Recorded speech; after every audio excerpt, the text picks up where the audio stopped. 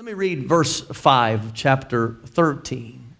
It says, and the Philistines gathered themselves together to fight with Israel. Listen to this, 30,000 chariots and 6,000 horsemen and people as the sand which is on the seashore in multitude. And they came up and pitched in Michmash, eastward from Bethaven. When the men of Israel saw that they were in a strait, for the people were distressed, then the people did hide themselves in caves and in thickets and in rocks and in high places and in pits. And some of the Hebrews went over Jordan to the land of Gad and Gilead. As for Saul, he was yet in Gilgal, and all the people followed him trembling. Skip down to verse 15. It says, and Saul numbered the people that were present with him, about 600 men. So here's the picture. Israel is hiding in caves and cisterns because 30,000 Philistine chariots, 6,000 Philistine horsemen, and the Philistine army that is described as the sand of the seashore. And then there are these 600 men who are terrified. Some are with Saul and some are running and hiding, and they're thinking, we have no chance against this big army. We're going to get killed here. We're toast. And this is how they were responding. They were hiding all of it. But then there was Jonathan. Now, I just want you to listen to this man's faith.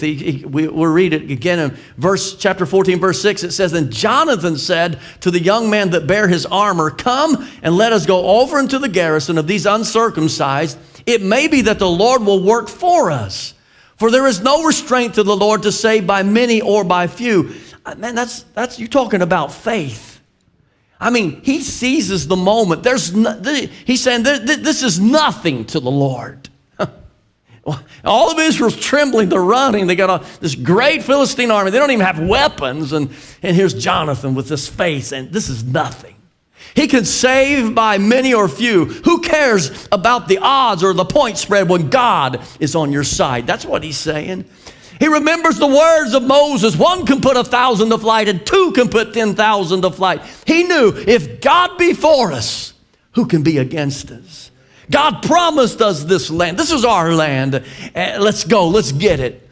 I marvel at that faith because put yourself in his shoes. But he said, odds are irrelevant with God.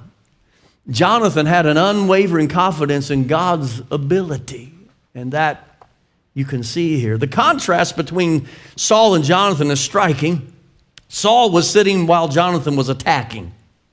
Saul trusted in numbers while Jonathan trusted God. Saul walked by sight, didn't believe in the promises of God. Jonathan walked by faith. Jonathan laid hold of the promises and that the promised land belonged to God's people. Saul watched things happen. Jonathan made things happen. Now notice in verse 7 how Jonathan's faith affects his armor bearer. It says this, and this is what I want to get to tonight. I want my faith to affect other people. Notice this. He says in verse 7, and his armor bearer said unto him, do all that is in thine heart. Turn thee, behold, I am with thee according to thy heart. The armor bearer saying, go ahead, Jonathan. I'm going to be with you, heart and soul. I'm going to be with you. Oh, boy, to have people like that. We need people like that that'll come along, like Jonathan's armor bearer, to help in the ministry. People of faith, people of like faith, people who are with his heart and soul.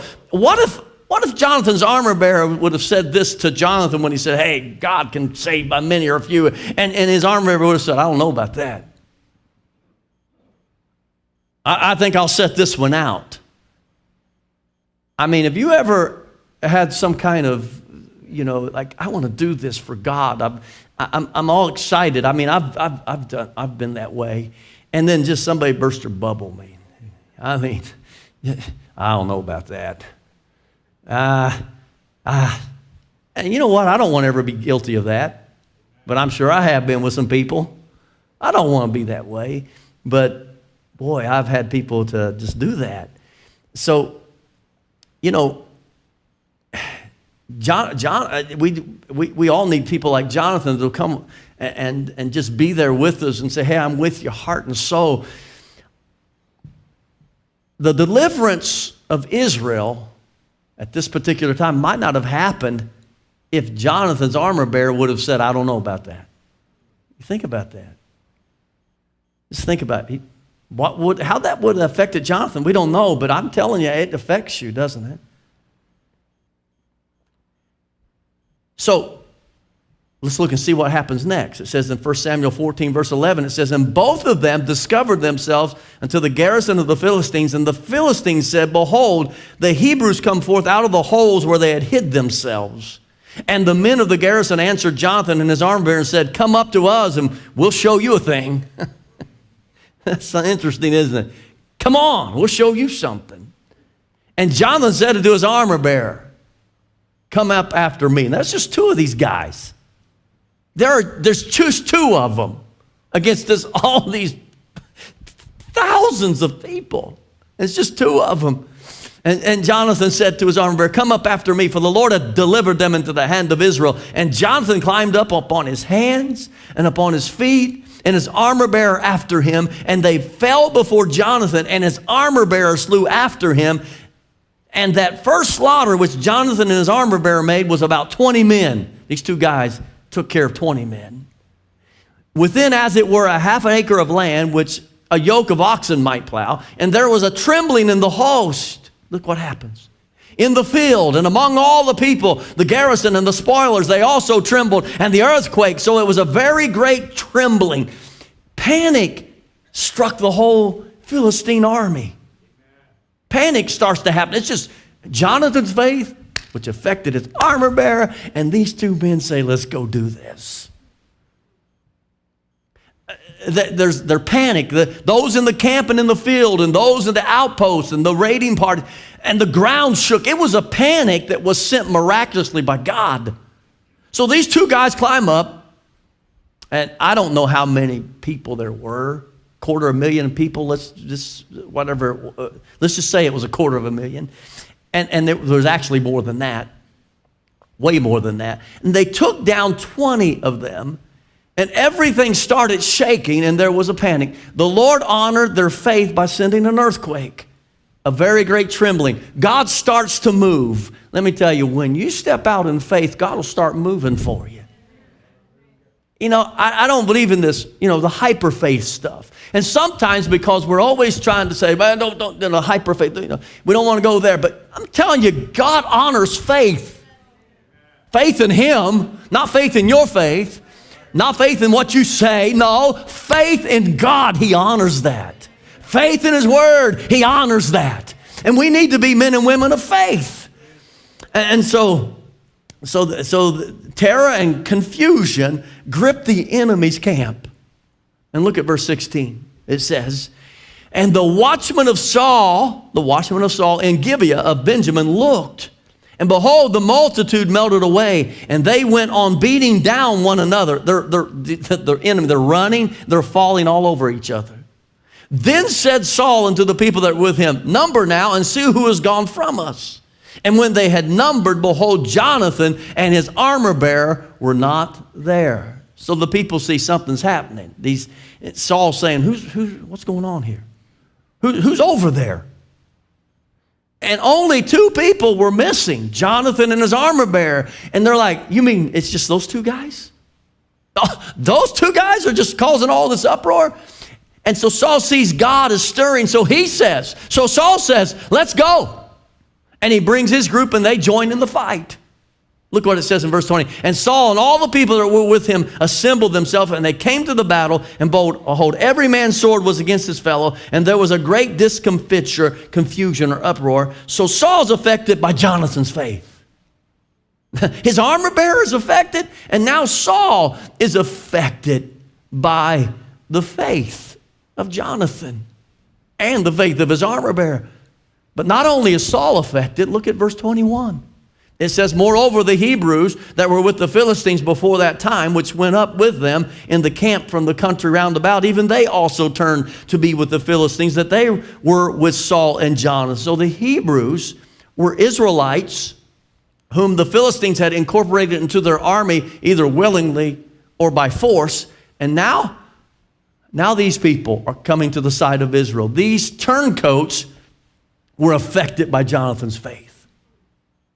Look at that. So now we see the armor bearer. We see Saul and his men. And now even the Hebrews who were with the Philistines. You know, the turncoats. They're affected.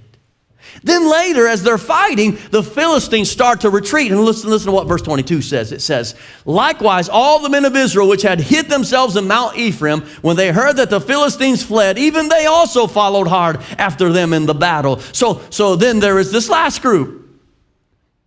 I don't want to be in this group. These are the cowards. These are cowards here. You know, Jonathan is armor bearer over there, and, well, I don't want to go. I ain't going. And now there's Saul and his group. They still don't want to go. The slaves are fighting on the right side now. Nah, I'm not going. But then when they see the Philistines start to flee, okay, let's go. Let's do this. Yeah, let's go. Once the enemy's fleeing, they start to run after him. They're a bunch of cream puffs, a bunch of sissies. That's how a lot of Christians are. Man, they're not going to be with you. But boy, when something starts really moving, oh man, I want to get in on this. Sissy Christians. So let me just wrap it up. Where did it all start? With the faith of a leader which affected his armor bearer, which affected Saul and his men, which affected the turncoats, which affected the cowards. Boy, that's some kind of faith, isn't it? Which what? Which brought a great victory. Sometimes you feel like, man, I don't know if anybody's with me. You ever felt like that? I'm going to tell you, if you do ministry, whether you're a pastor or you just do some kind of ministry, you get to the point sometimes where you think, I don't know if anybody's with me. And I don't know if I can do this. I really don't. But when you step out by faith, and the Spirit starts to stir, it always does when you step out in faith. Talking about real faith in God. What happens? Then here they come. Here they come. You see, our faith and courage can impact others and bring about victory. That's the kind of person I want to be.